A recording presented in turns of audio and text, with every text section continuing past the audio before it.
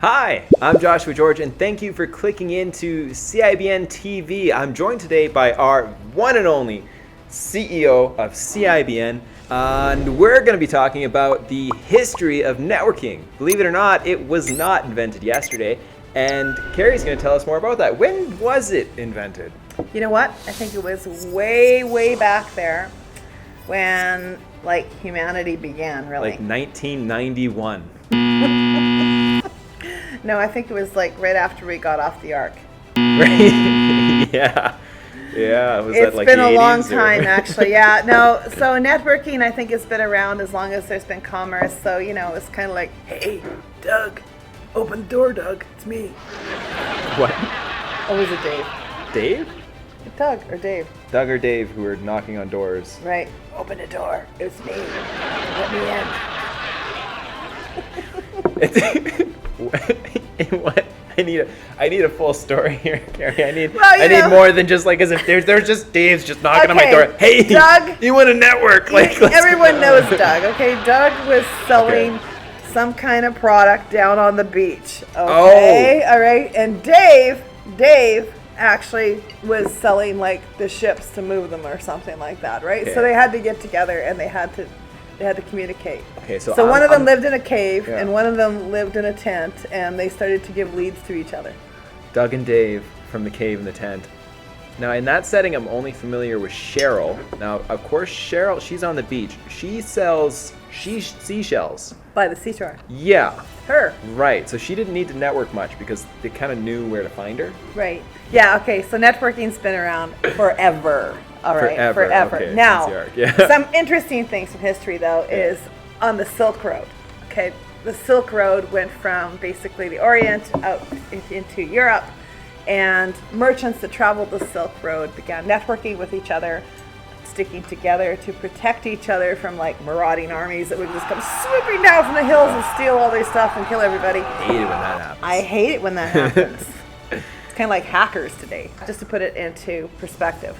But the Silk Road, I think, was one of those times in history where networking started to really become a thing, because I would get in front of the king and I would say, I'm here with my spices, and he'd like my spices, and then when I would leave, I'd say, oh, by the way, you should meet my friend Josh, who has silk, and I'd recommend my friend Josh, and the next thing you know, Josh is in there selling silk, and Josh might recommend somebody else who sells pepper or diamonds or something like that, and you'd get that person in to see the king as well.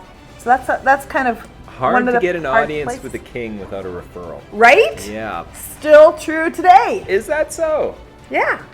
Somebody has to know him, and they has to feel like they are trusted in order for that referral to get through to the king. Still works that way today. Really? So you have to be knowable, likable, and trustable? That's right. And most of the time, we just get to the like part. It's just too many It's true. things. We meet you, and I like you. You're great. But I don't know you enough to introduce you to the king. He's my best client. Ah, okay. Right. So history of networking. History of Yeah, so networking. we've got kings and stuff. Right. Silk Road. Okay. All right, let's move it forward about 1,000 years. Okay. Next big move in networking, which is pretty much the last big move up till now almost. Okay. There was these things called merchant guilds, Okay. and that was in Europe. So that started in the feudal system, and these castles. You got the moats around the castle. You got a community inside where the castle is. And inside that community, there is a butcher, a baker, and a candlestick maker. Right? You've heard the rhyme. So you got the butcher, the baker, and the candlestick maker, and they're all part of the merchant guild. And when they try to not be together, bad things would happen. Well, actually, the Merchant Guild is a pretty cool equivalency to draw, because the variety of benefits that they derived from that situation were, for lack of better wording, immense. Because they got, they would band together. Yeah. And they'd get protection from royalty, because That's right. now they're associated. If you mess with somebody, you're going to get consequences from a variety of people. That is a very important point, because you see, if you didn't have that association and the baker ticked off the king, basically the king would just off of his head. And the next day there would be like a notice go up on the castle wall saying new baker wanted. Baker wanted. Right? However, when they're in the association, Yeah. he could then lose the butcher, the baker, the candlestick maker, and everybody that's a part of that. And you know what? The next day you wake up and there is no candles, so it is dark and grim. There's no food. There is, no butcher. So that's a problem.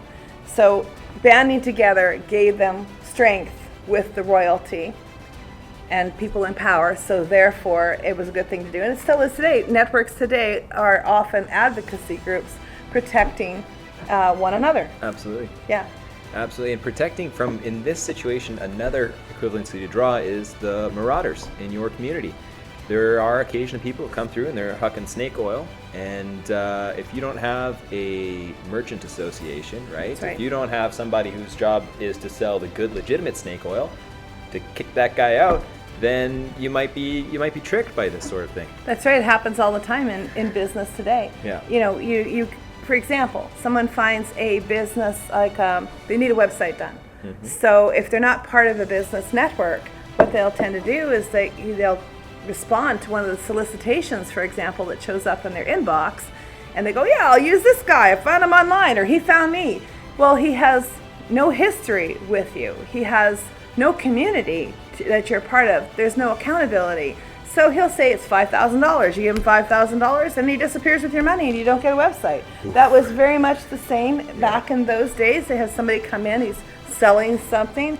He'd get money from one person, not deliver. But if they're part of the guild, they would get together at the guild regularly and they would say, hey, don't do business with this guy because he's selling snake oil. Yeah. And it doesn't work, and it costs all this money, and it didn't do the job. So there was this, back and forth of information because they're part of the merchant guild.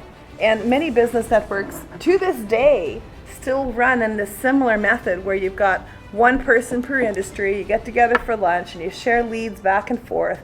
And what we don't realize is this is an archaic form of networking. It's actually old, it's traditional, and there are better methods that are available today.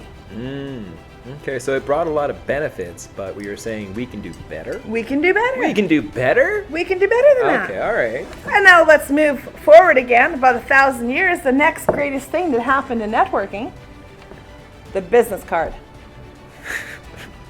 The business card. The business card. The business card. No. Seriously, those networking groups all ran the same way, still run that way today. Their latest invention up until modern history was the business card. So when they got the business card, that actually came out of China about 1700s and something. Then it moved into Europe by the 1800s.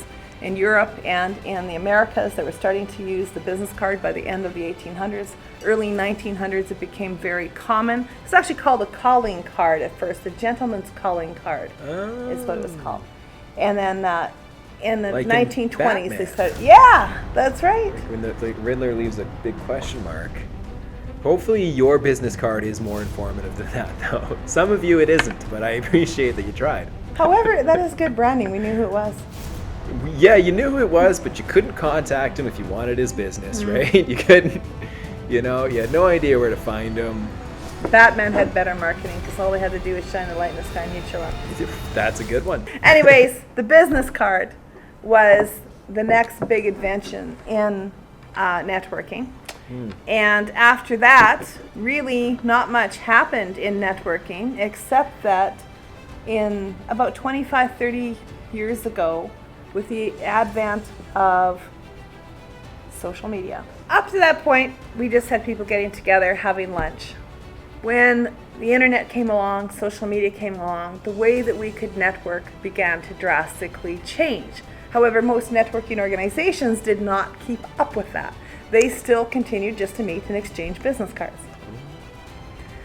As we began networking 14 years ago, we realized that there was a hole in the market. There was a spot. There was something that needed to be filled because business owners needed to know how to use LinkedIn, how to get on a Zoom meeting, how to use modern day tools, how they should maybe not just be on, YouTube, but maybe use some kind of tool like StreamYard to be on several of them at the same time. Where do you learn this? It should be in your business network, because these are tools that every business owner should be using. There's a lot of tools that you learn about in a business network, eh? It's almost as if you should be in a business network. Absolutely. And what else have you got? AI. AI. Oh, that's a good one. AI is a good one. Yeah. Actually, to date, there are thousands of tools going onto the market every year, and you bring up a great point about learning about them in the network, because you can waste a lot of time and a lot of effort and fall down the tool vortex where you're just buying all kinds of stuff. Will it work? Will it not work? Do I have time to implement it? The learning curve, it's awful. So why not get to be part of a network where people are using things that work, and then you only start using the tools that have the potential for your business. You weed out a bunch of others. You save time, you save money. These are just some of the advantages of being part of a modern day network that actually knows how to answer these questions. Wow, that's incredible. I thought so. You should join a network. You should join the CIBN Connect network. That's a good network. With our background in social media marketing, we actually have some of the solutions. That's right, we're getting meta. Now we're getting meta on being meta. Keeping up with what's new. Do you have an X account? Ah. Do you have a Meta group? Yeah, right.